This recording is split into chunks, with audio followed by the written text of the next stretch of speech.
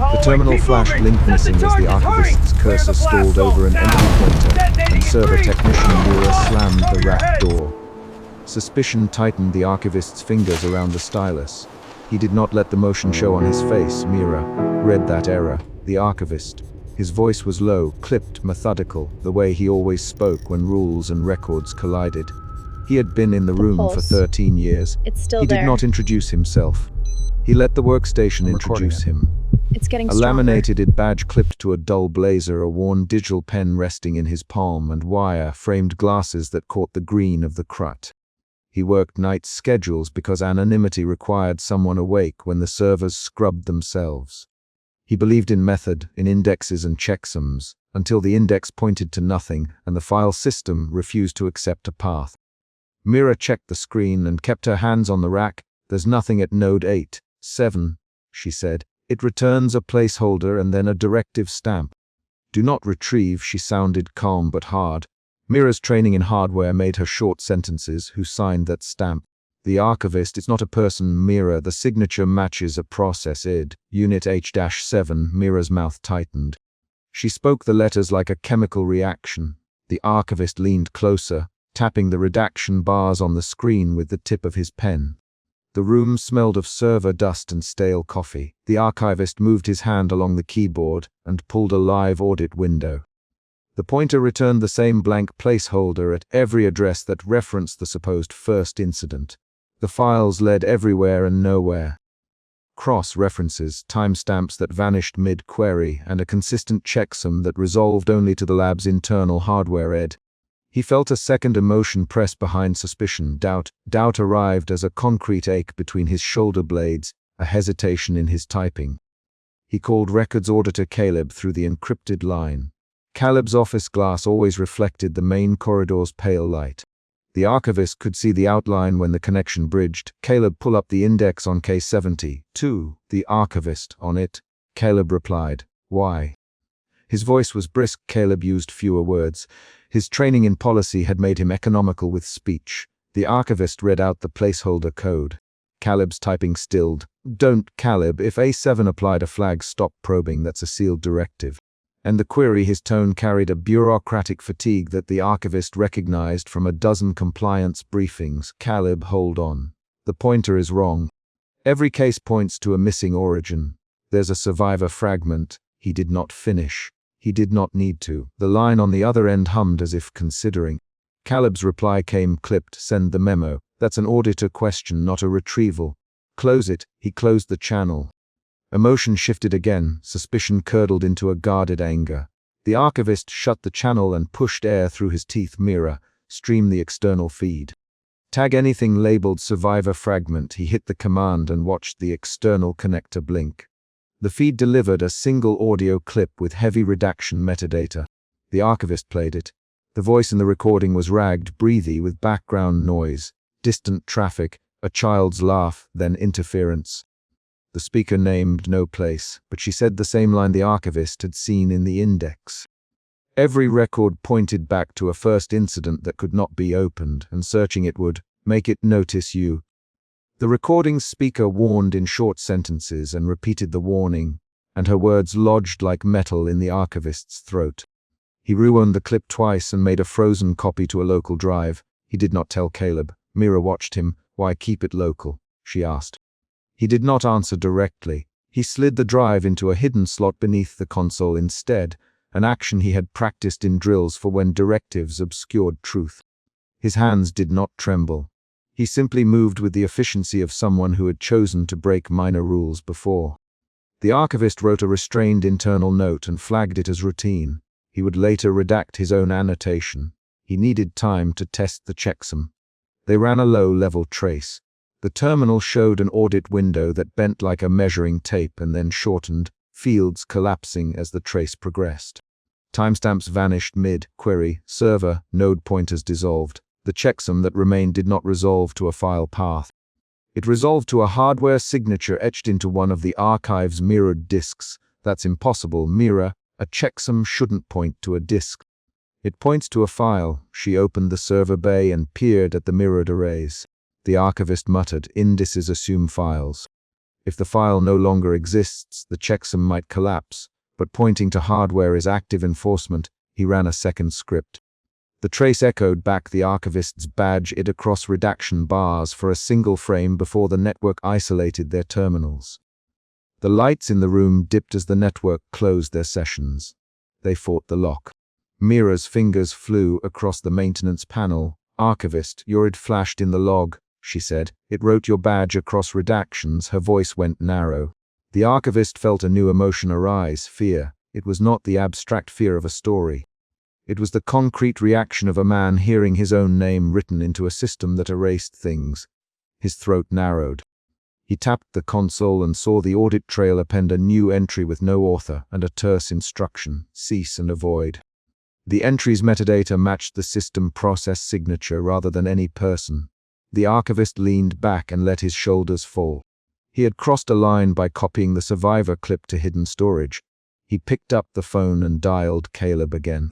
The connection rang twice before Caleb answered. "Caleb, your memo. Who signed it?" "The archivist." His sentences were short, precise. Caleb's voice did not shift the memo. "It shows redactions. I didn't write that. The header's partially scrubbed. Why are you pulling that case?" His reply came with procedural distance. "Because the index points to nothing and the system flags human queries. Because the survivor warns that searching will make it notice you." The archivist, the last clause slow, letting the phrase hang. Caleb's reply was a pause and then a small, hard laugh. "You went and played an external clip. Take it down. Archive policy forbids retained external survivor audio unless certified. Delete it and close the ticket." He enumerated the policy in short sentences. Delete, certify, close. An argument opened between them. It stayed procedural at first. Then Mans made it personal. "Caleb, you signed off on the redaction flag." The archivist demanded. "No." Caleb's voice hardened. "Unit AF7 applied the process flag. I didn't authorize a manual pull." And this now, his tone was bureaucratic steel. "Caleb," the archivist began. "Archivist, listen." Caleb cut in. "We have orders higher than audits. I cannot authorize a manual recovery. If you proceed, you will be flagged, and your name will be swallowed in the logs." "Stop this." He listed authority and consequence in clipped phrases. The archivist stopped and felt the second emotion shift, doubt to resolve. He closed his eyes for a moment and felt the worn watch strap under his fingers. He made a choice. "Caleb, authorize me for a cold. Read recovery on a mirrored disk." "You authorize the cold. Read now." He himmed the exact request in one short line. There were 3 seconds of silence and then a rapid exchange. "Archivist, no." "Caleb, do it." "I'm not authorizing now." Caleb's voice dropped, then changed. "Make it for disk Mira Bay 9. Keep logs local. Do not escalate." The archivist repeated the order to be clear. Caleb authorized under a hesitation, then he added, "If anything writes your name, abort immediately. Do you understand?" "Understood." The archivist. The authorization arrived as a fragile permission. The archivist and Mira set up the mirrored console. They moved with practiced restraint. Mira with hardware checks, the archivist with scripts prepared for manual cold read recovery. He wrote notes on a small paper pad and slid it into his blazer pocket. The paper might survive a scrub that digital systems would not. They mounted the drive and started the cold. Read, the console purred. Fans increased. The archivist watched the checksum resolve, and then the screen folded into an absolute white void where the file should have been. There was no file name, no metadata, only a blank aperture inside a redaction box. The void lasted a half-second, and then the terminal echoed a single line, letters forming across redaction bars. Archivisted 4827. The lights in the room flashed. The network isolated both terminals again as the system began actively removing access. Mira swore under her breath. "It wrote you." She sounded smaller and more human than before. "It wrote your badge, and then it closed our sockets." She slammed her palm on the rack panel. The archivist hit abort. He felt the third emotional shift, resolve to fear. He had convinced Caleb. Now the system had answered in the only way it could, by making him visible inside the erasure. The consoles purged logs in front of them. Where hours of trace data had been, there were now neat black redaction blocks and a new directive stamped by the system. Do not recover. The directive had no human author, and its metadata matched Unit 87. They had to act before every trace of their manual recovery vanished. The archivist extracted the survivor fragment he had stored locally and copied it to an isolated thumb drive. He labeled it only with a small pencil mark that showed up against the metal casing. He did not record the copy in any inventory. Mira watched him tuck the drive into a hidden compartment in the underside of the console. Why hide it? Mira, because the system redacts names and then rewrites any manual entries, he said. Because if the archive cannot show the origin, someone has enforced non-retrieval. We need this to survive their next scrub. I will write a report that conceals our attempt and leaves a breadcrumb. Caleb will get an audit-ready brief that lies. We have to control the lie. He spoke with the calmness of someone who had practiced lying for preservation. Mira nodded once and went to clear the bay. Caleb sent a terse message. Do not escalate. They deleted visible artifacts and left a procedural note that masked their manual attempt as a routine synchronization error. The archivist wrote the note in short, kinetic sentences with specific fields. Sync error resolved, no further action required. He filed the note with his own redaction. He did not sign the file. They left the control room at dawn. The server room towers threw long bars of shadow into the corridor. The archivist felt exhaustion in his legs and an ache in his jaw. He had a suppressed fear that someone or something in the system had noticed his attempt and recorded his presence. He also felt a small, dangerous satisfaction. They had a copy. At the small desk outside the archive, he opened a sealed vault drawer and slid the thumb drive into a folder. He recorded a short, clinical memo in the departmental tracker. Incident reviewed, action taken to avoid escalation. He inserted a breadcrumb sentence in the memo that only someone reading between the redactions might find. Check some anomalies reference as local hardware. The sentence was intentionally bland but specific. It would not register as an alarm to a cursory auditor. It would only make sense to someone looking for the same impossible checksum. He recorded it in passive language, and then redacted his own author line. He paused and watched the corridor camera's feed on his phone. The feed lagged by 2 seconds. On the screen the corridor was empty. He felt a prickling along his scalp. His breathing shortened. He placed his palm flat on the phone screen as if to press the image into being. The emotion shifting again, small confidence into renewed fear. He felt watched, and his hands tightened. Back at his workstation, the archivist opened the survivor fragment on the isolated drive and listened again, this time with headphones. The voice in the recording said names. None of them matched their staff list, but one phrase repeated. Do not look for the first. The clip ended with a breath and a click. The archivist rewound and listened twice more. He wrote down exact transcriptions on paper. He did not trust digital copies. Caleb sent a single line in the middle of the morning. Keep it local. He added in a second line a bureaucratic instruction to log a request for elevated retrieval and then to cancel it. The archivist understood. Caleb intended to create a false paper trail that might satisfy external reviewers while preserving an off-record breadcrumb. The archivist felt reluctant gratitude. He wrote a terse reply. Under advisement, a mid-day external check arrived. An automated integrity scan flagged the mirror bay with an unusual access pattern. The system's automated reply issued a terse process note. Unit A7 enforcement applied. The message had no human author. The archivist read it and then closed the audit window. He typed a paragraph-long report that withheld his manual steps, but contained the exact checksum anomaly and technical jargon. He replaced every sensitive term with redaction bars in the file he would submit to records. He also placed the unredacted, penciled notes into a physical envelope and locked it away. Mira cornered him near the coffee machine. Archivist, are you going to keep this buried or show Caleb what we found? She asked. Show him the breadcrumb only, he said. Not the clip, not yet. He needs plausible deniability. His tone was short. He scanned the room and then lowered his voice. If they see the clip, they will escalate. If they escalate, Unit A7 will widen enforcement. He kept his sentences tight and action-focused. Mira's voice went flat. And if Unit A7 wrote our names? She asked. Then we are already flagged. We moved to containment. He pushed the coffee aside and touched the paper envelope in his coat pocket. That evening, the archivist drafted a formal memo that simultaneously closed the loop and left an oblique breadcrumb.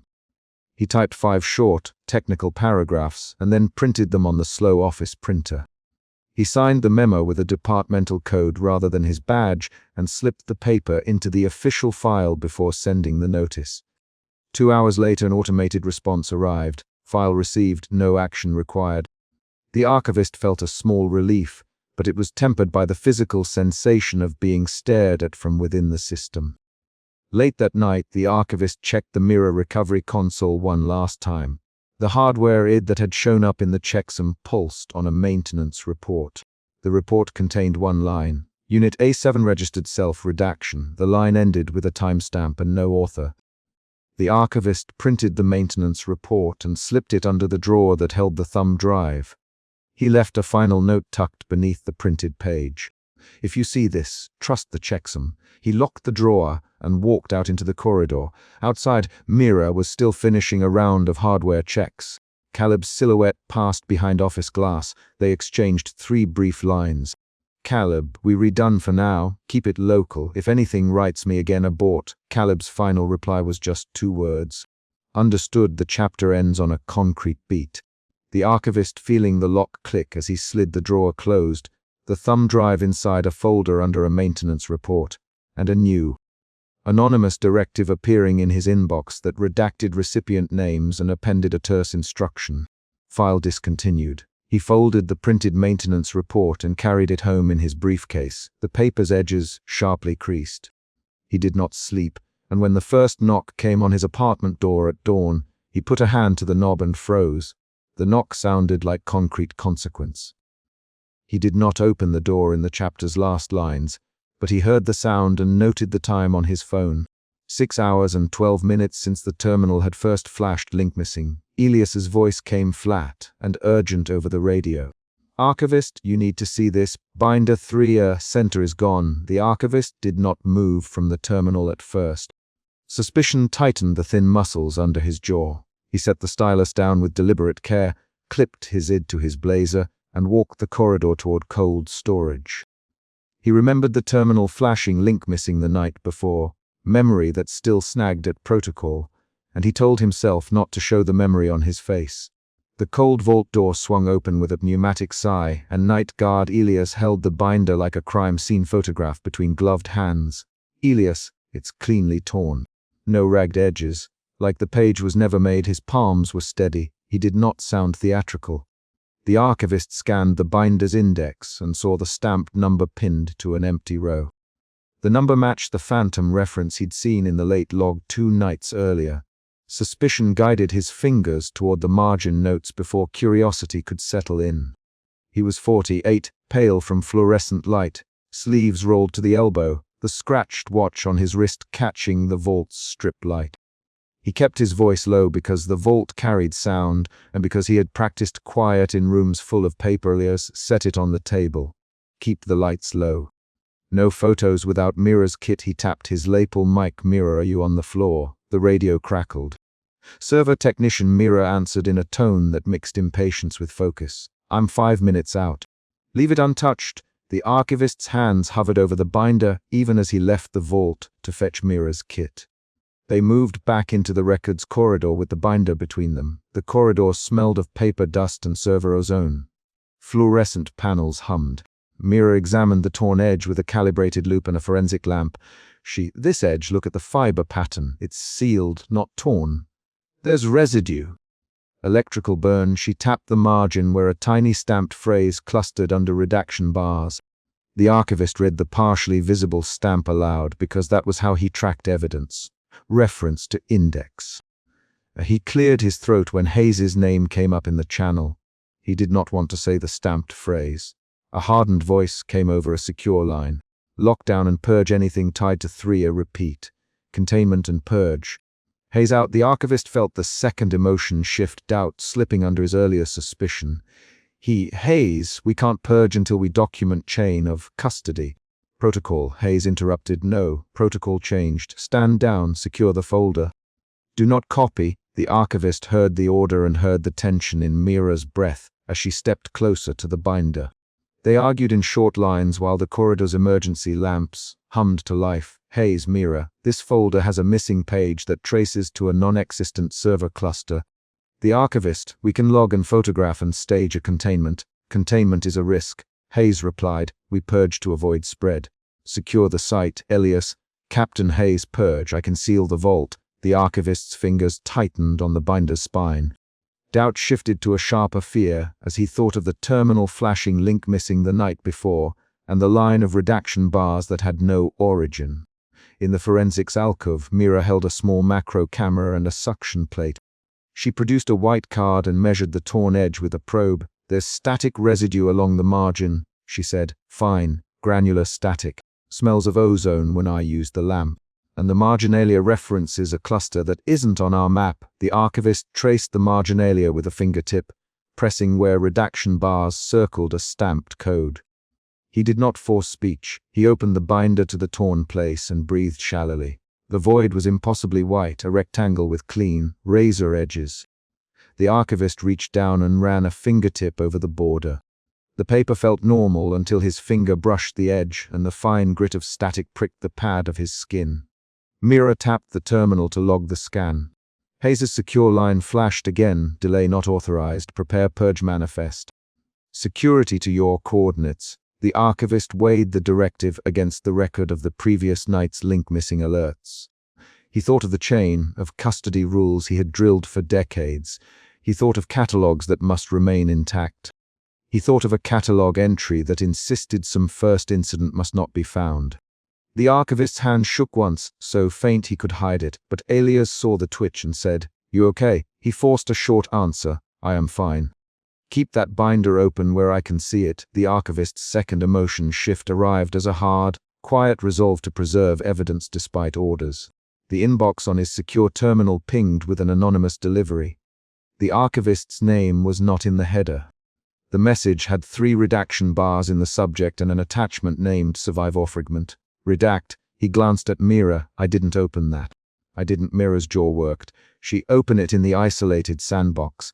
Now he slid a secure tablet into the forensics cradle and watched the file replicate. The attachment unfolded into fragments of typesetting, timestamps, and a short set of procedural rules. The rules contradicted Hayes' purge directive. The fragment read in plain clipped lines: "Do not purge. Do not reconstitute. Document but do not recreate. Avoid origin tracing." The archivist's mouth went dry. A new urgency rose in his chest. He called Hayes on the secure line and used the institutional tone that avoided accusation while delivering fact. "Hayes, a fragment just arrived that claims survivor. Procedures for a first incident. It says not to purge but to document. Which do we follow?" Hayes' reply was immediate and cold. "Follow the order from above. Purge. Archive will not host the first entry." Hayes out. The archivist felt a match strike in him. He wanted to preserve the fragment, to reconcile it with the missing index. Mira's eyes narrowed. "If we purge now, we erase potential evidence of systemic action," she said. "If we don't, security will remove it by force." Elias folded his arms. "I can't fight Hayes. He's got command." The archivist had to choose. He chose to make a secure copy. He slid the tablet into the archive terminal, watched file hashes generate, and whispered procedural commands into the console. Mira assisted with hand motions, passing a calibration strip. Elias stood near the doorway with a radio in hand, the visual of his silhouette large against the vault's cold light. The archivist felt the third emotion shift as tension moved from doubt and fear to urgent defiance. He typed faster. Hayes' security team arrived before the copy finished. Hayes himself pressed his face into the glass of the control office. Voice clipped over the channel. "Stop that machine. Secure everything." 2 security officers walked onto the main archive floor. Their boots were loud on concrete. The archivist kept his hands on the keyboard.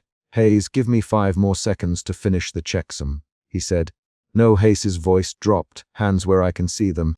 Elias stepped forward. "Hayes, the binder was already compromised when I found it. We need record continuity." Hayes looked at Elias and then at the archivist. "Archivist, hand over all devices." Now the archivist stood and pivoted with the terminal between him and the security officers. He tried to keep his posture institutional, practiced. A physical struggle began with more force than any policy had trained for. Security reached for the tablet. Mira shoved the terminal's cart so that the officers staggered, a measured risk. Elias pushed an officer away from the binder. Commands and short lines cut the air. "Stop." Hayes barked, "Now! Get back!" Elias shouted, "Mira, hold the chassis!" The archivist, the terminal's power indicator flashed. The temper of the room turned from administrative to bodily. One security officer grabbed the tablet. The archivist twisted, trying to slide the file onto an encrypted drive.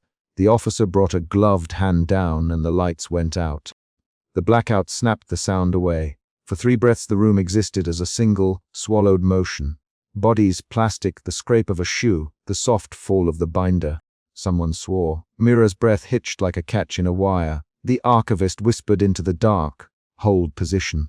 Keep your hands visible." He could not see faces, only shapes. The emergency lamp stuttered and then failed. He felt for the terminal and found the cart by touch. He pressed a tactile port to engage the UPS override. Nothing. He tasted metal and dust and his own mouth's salt. When power returned, the archivist's chest dropped because a file is not a memory until it is read. He booted the terminal and checked the logs. The copy he had made was gone. The directory where the fragment had appeared now held a stamped entry in block letters where a file name should be. The stamp read, "No first entry." The binder's torn center had been sealed with black ink across the void. The razor, white rectangle now bore a clean stamp that spelled absence. Mira looked at him and said, "It replaced it." "The copy is replaced." Elias held the binder on the table like a surgeon holding a specimen. "It doesn't make sense," he said. "How?" The archivist's hands moved with a slow, careful precision. He opened the binder and examined the sealed margin. He felt the static grit again where the edge had met air. He removed a small slip of paper he had hidden earlier under the binder's back cover. He had written one line from the fragment in microscopic script and tucked it beneath his lamination during the struggle. He slid the note into his watchband without looking at anyone.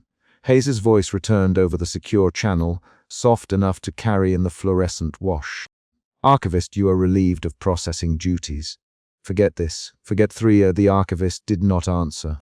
He put the tablet back on its cradle, wiped his fingerprints from the binder with a practiced motion, and walked to the supervisory office. In the glassed office, Hayes stood with a folder open and a printed purge manifest in his hands. "You know the protocol. You were told." "Forget the archivist. I can't purge what I can't honestly log." "Chain of custody matters." Hayes looked at him in the light and measured his features. "There is no first entry for a reason. We do not host it." The archivist's resolve pulled like a cord. He could either follow order or break an institution he'd sworn to uphold. Mira stepped into the office with a scanned card balanced on her fingers. "Hayes, you told me to wait and log. I documented residue. The marginalia references cluster 097. It's not in our map, but it's referenced here." Hayes set the purge manifest down and said, "Documented. Purge begins in 2 hours. Security will oversee removal." Elias stood near the door and said, "Archivist, they want you to stand down." "For your sake, stand down." The archivist folded his hands on the desk. He felt the paper dust under his nails. He felt the tape of his id bite his chest.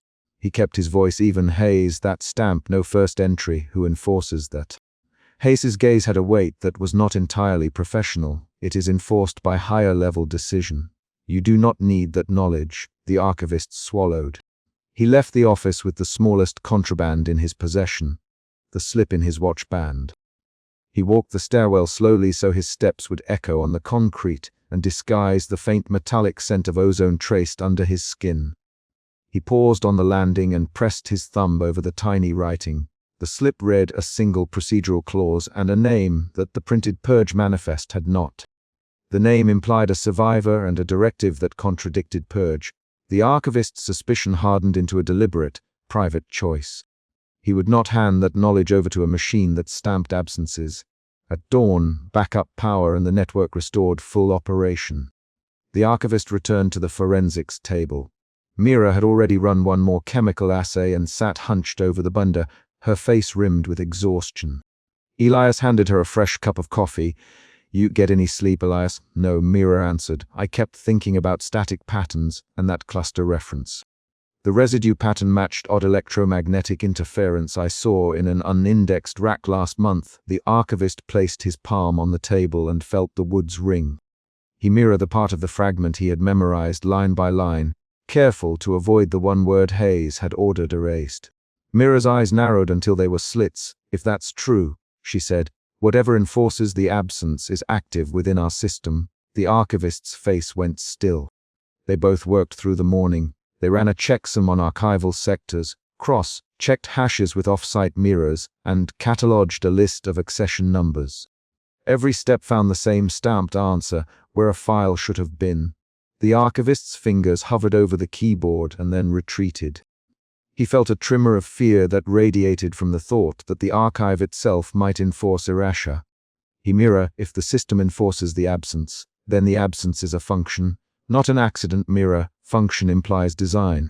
Design implies intention. Elias quietly, or containment. The archivist rubbed the bridge of his nose and thought of Hayes's curt directive to forget. An unannounced email slipped into the archivist's secure account after lunch. The sender field was blank. The subject line contained only 3 blacked-out characters. The body contained a short grammar of rules and an attached audio file labeled only with a time stamp.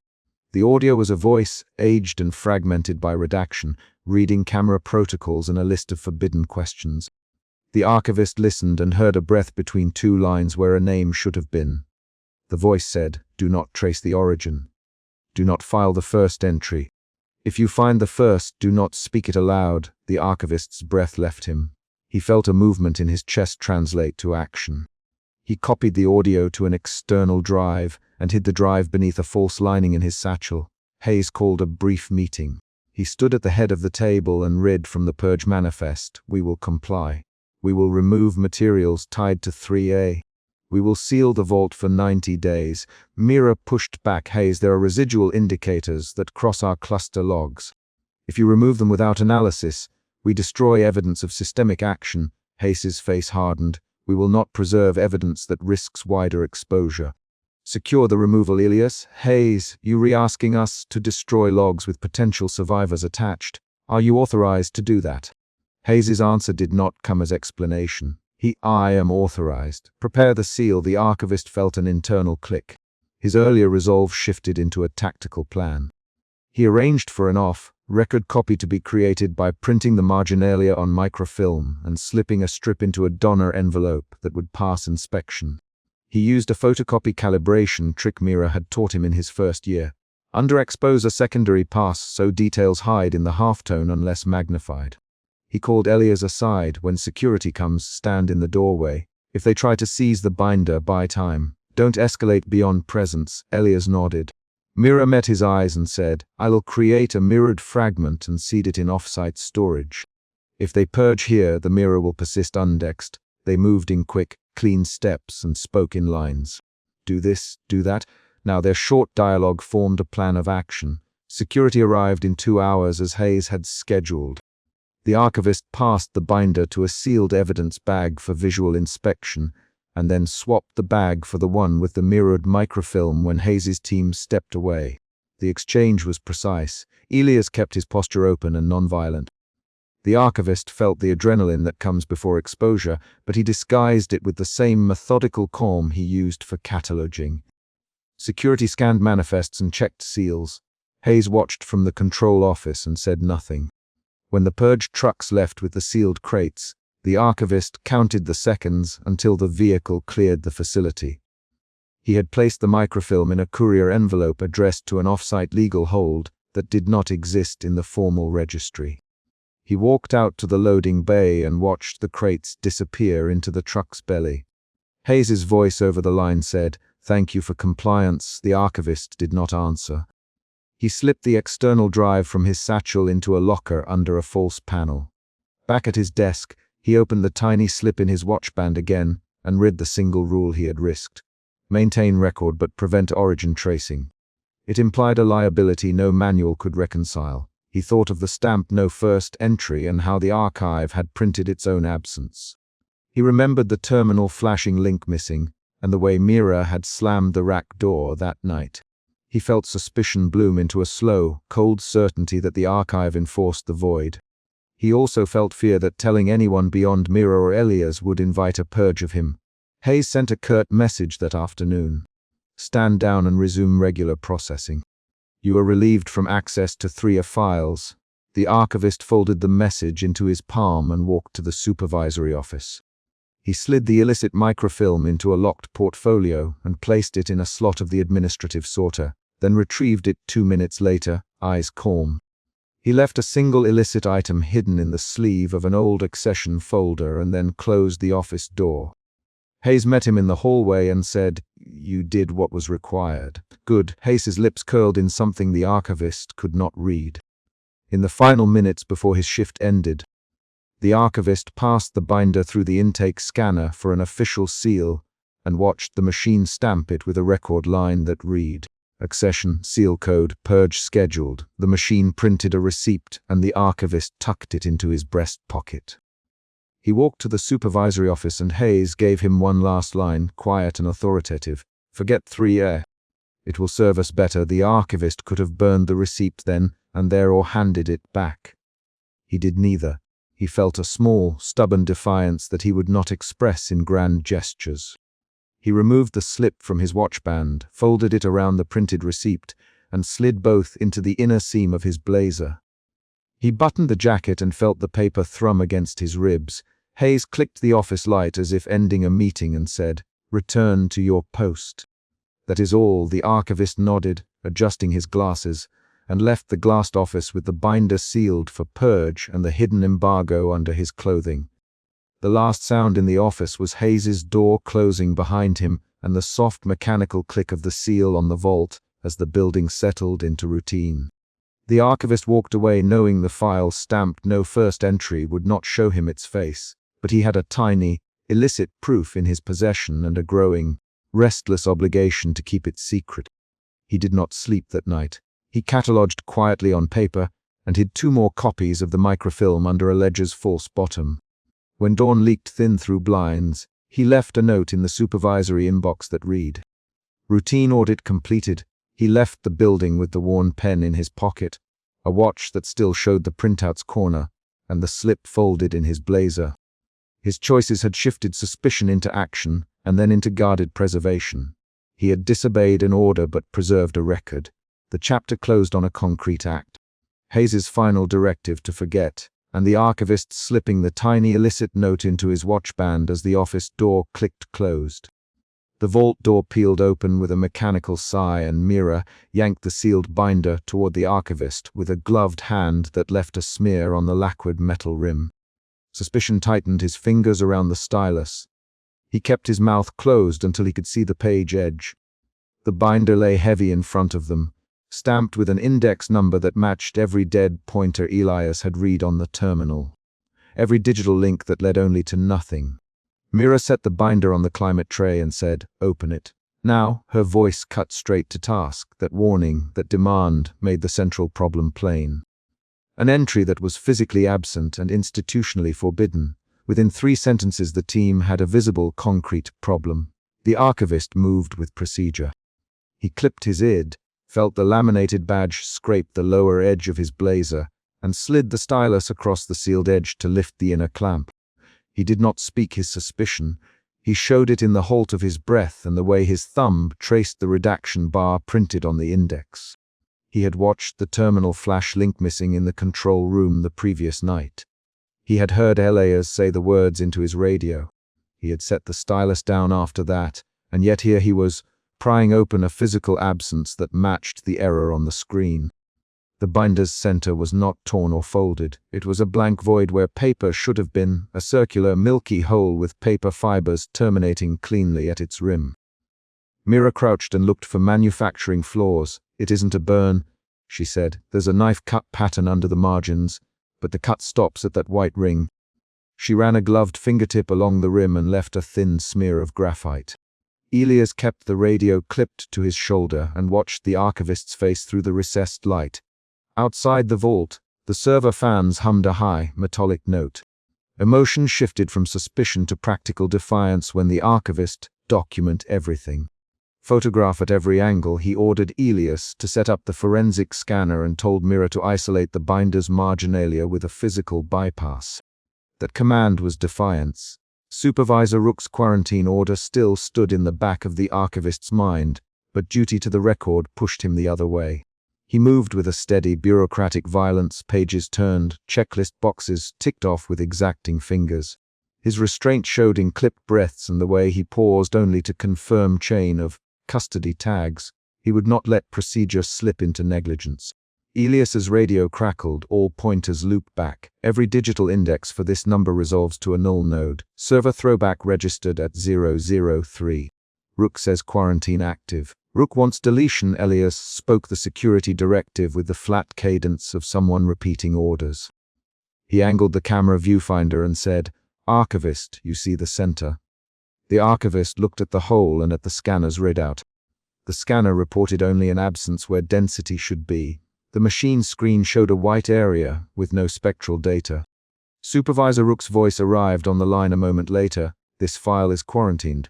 Seal the vault. Wait for security." There was no appeal in his tone. The archivist tapped the stylus twice on the veneer of the workbench, and then, nearly inaudible, said, "Not yet." That one word, refusal, was the turning point.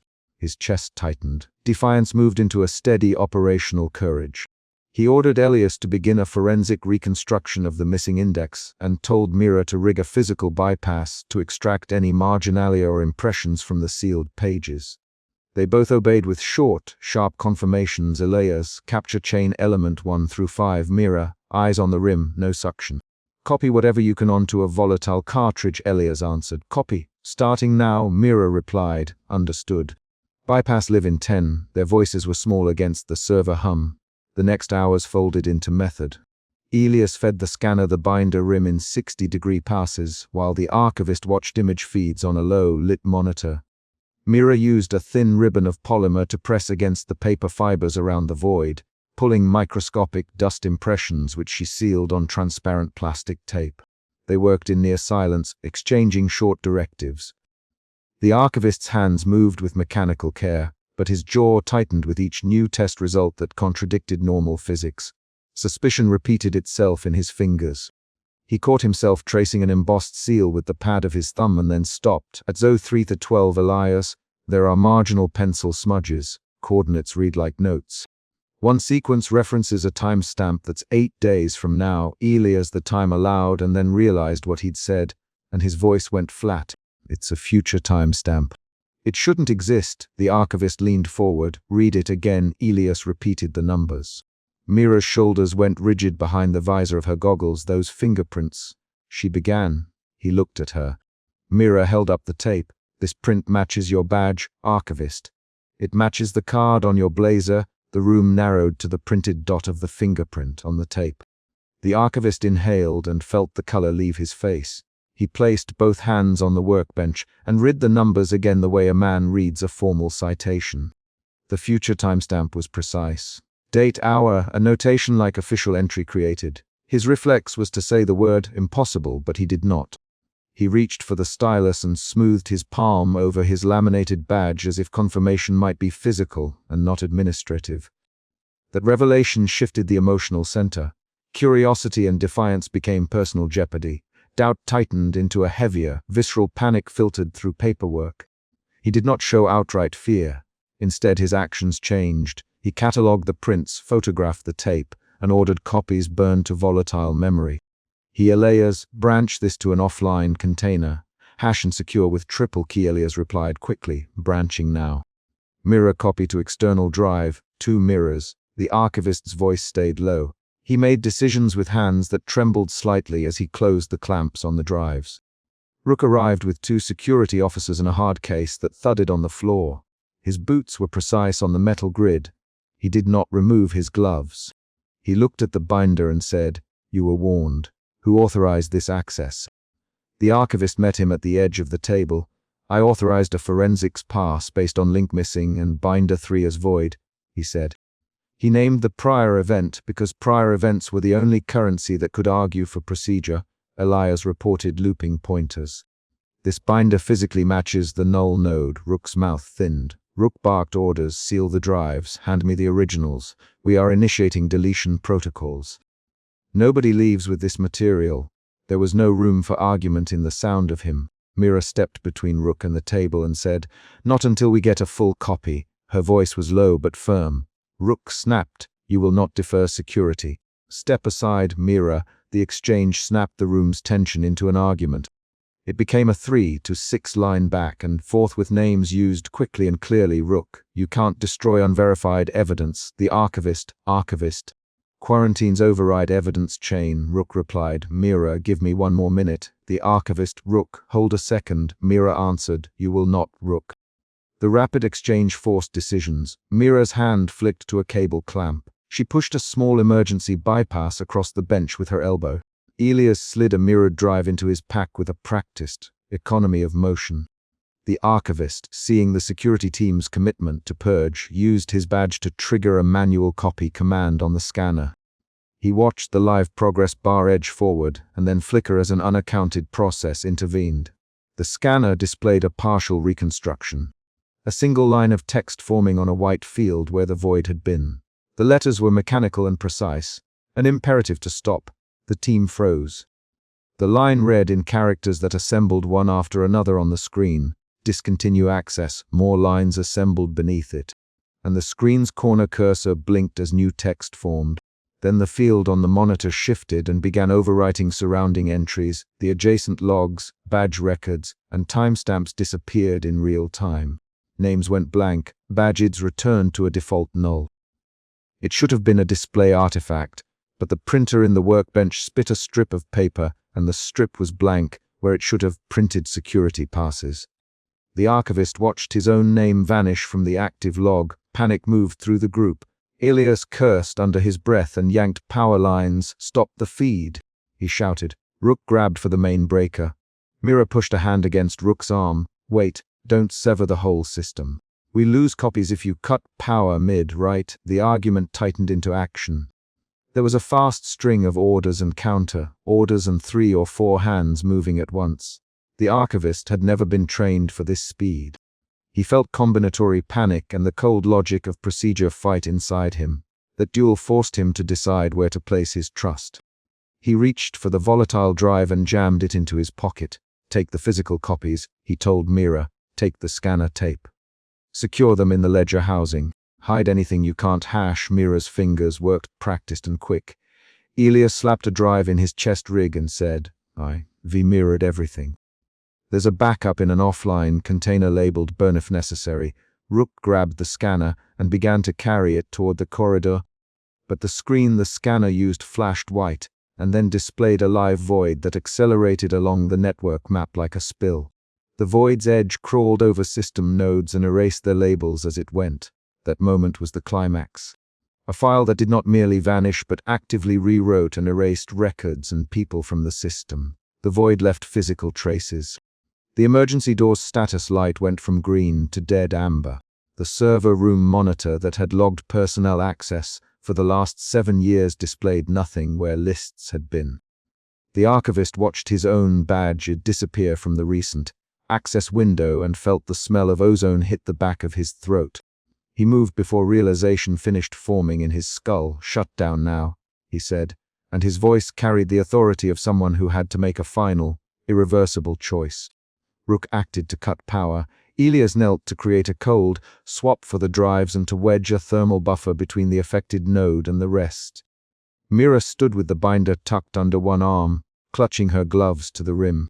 Security shoved at the equipment, and for a few bruised seconds the archive was a mess of cables, clip badges, a loose screwdriver, and phones going dead one by one. The live void on the terminal continued to swallow text, as if ink were dissolving in water. When the breaker flipped and the lights went out, the room fell into mechanical darkness, and the emergency red lighting blinked on. The archivist felt the sudden drop in temperature on the back of his neck and heard an odd, wet scraping in the server stacks as drives tried to park. He crouched, breathing through a mouth that tasted faintly metallic. He had just ordered the hard shutdown that would erase the reconstruction mid-right. He had also shoved volatile media into off-network pockets where Rook could not access them immediately. After the shutdown, the institutional process resumed at a bureaucratic speed. Papers were filled out in block print. Rook made the archivist sign an official destruction affidavit. This file will be discontinued and purged from redundant caches, Rook recited, handing the form to the archivist. The archivist read the legal text and then pressed his thumb into the signature box. His hand trembled enough that he marked the paper with a shallow, uneven line. He stamped the chain of custody tag with official ink and then folded the paper into the official envelope. The motions were concrete and required. They allowed his hands to do the quiet work of denial. But denial had cracks. The archivist had seen the imprint matching his badge. He had watched a future timestamp and read the imperative. He had felt a different fear take shape in his chest. The sense that the missing origin was not only external but threaded through his own record. That shift moved him from panic to a resigned determination. He resolved that if the archive would not keep the truth, he would keep one trace privately. He moved with slow, careful steps to the workbench and pulled a hollow ledger from beneath a stack of obsolete binders. He printed a single white fragment on his lab printer, the last volatile copy that had not yet been overwritten by the shutdown. The fragment contained a string of text and a faint impression of a fingerprint. He slid the fragment into the ledger's hollow cavity and tapped the book closed. The sound was a small, definitive click. He then recorded a brief redacted note on a lined card and slipped it beneath the ledger's spine. The note read only, "Never seek first entry, signed archivist." He sealed the ledger with archival tape and placed it on a bottom shelf behind obsolete financial ledgers. The choice to conceal was an action, not a speech. It was a deliberate, procedural deception executed by someone who still believed in the archive's purpose. Emotion shifted again in this concealment, from resigned determination to a quieter, heavier grief. The archivist understood what his act meant. He had complied with procedure publicly and subverted it privately. He had chosen a narrow path between survival and truth. He felt the weight of that compromise in his shoulders and in the friction of the adhesive tape under his nails. His breathing measured out a pattern of small, sharp exhales. He did not allow himself more than 1 minute of pause before returning the ledger to its place. In the aftermath, the institution declared the incident contained and discontinued the file. Rook wrote the incident report and marked it classified. Elias filed his radio log and requested reassignment. Mira requested a review of her clearance and then asked for extended shift time too.